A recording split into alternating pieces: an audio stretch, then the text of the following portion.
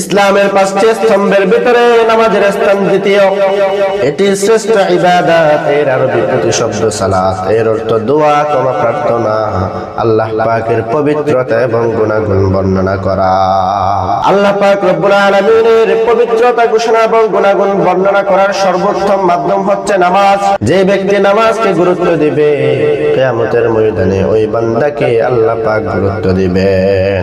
সেদিন কঠিন মুহূর্তের সময় যখন মানুষের হিসাব নিকাশ নেওয়া হবে, যে বান্দার আমলনামায় নামাজের তালিকা ঠিক থাকবে, ফজরের নামাজ, জোহরের নামাজ, আসরের নামাজ, মাগরিবের নামাজ, ইশার নামাজ, এভাবে লাগাতার যখন তার আমলনামায় তালিকা ঠিক থাকবে, আল্লাহ পাক রব্বুল আলামিন ওই বান্দার বাকি সমস্ত হিসাবকে ক্ষমা করে দিবেন। সুবহানাল্লাহ। পক্ষান্তরে যে ব্যক্তির আমলনামায় নামাজের তালিকায় ভুল ত্রুটি থাকবে, বান্দা পদে পদে সমস্ত হিসাব রাখতে যাবে, তাকে বাঁচানোর মতো কোনো উপায় বা সহায় থাকবে না।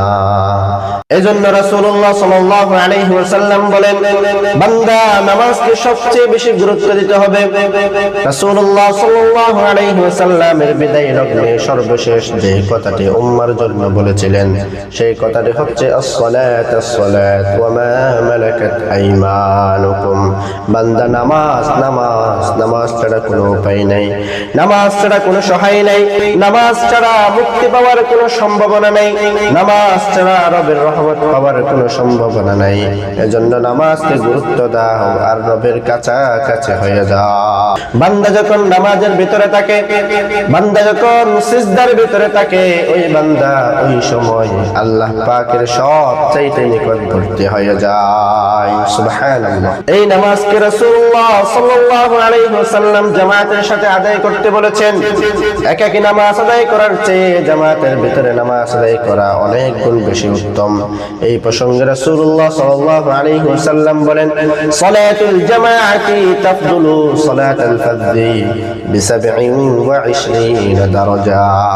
বান্দা একাকী নামাজের চেয়ে জামাতের সাথে নামাজ আদায় করা 27 গুণ বেশি মর্যাদাপূর্ণ। সুবহানাল্লাহ। এতগুলো সওয়াবের পরেও আমরা কেন নামাজকে ফাঁকি দেই? নামাজ যদি ঠিক থাকে, যদি সব কিছু থেকে মুক্তি পাওয়া যায়, তাহলে এই নামাজের মাধ্যমে আল্লাহ পাক রব্বুল আলামিন সবচেয়ে বেশি খুশি হয়ে যায়।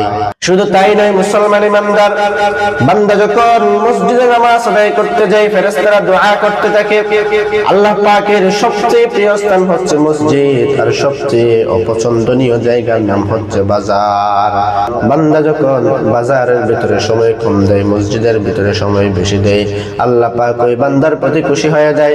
কিয়ামতের ময়দানে কঠিন মুহূর্তের সময় হাজার হাজার লক্ষ লক্ষ বান্দাদের ভিতরে ওই বান্দাকে বাছাই করে করে আল্লাহ পাক নাজাত দিয়ে দিবেন। সুবহানাল্লাহ। আল্লাহ পাক আমাদের সবাইকে পাঁচ ওয়াক্ত নামাজকে ঠিকমতো আদায় করার তৌফিক দান করুন। সবাই বলে আমিন।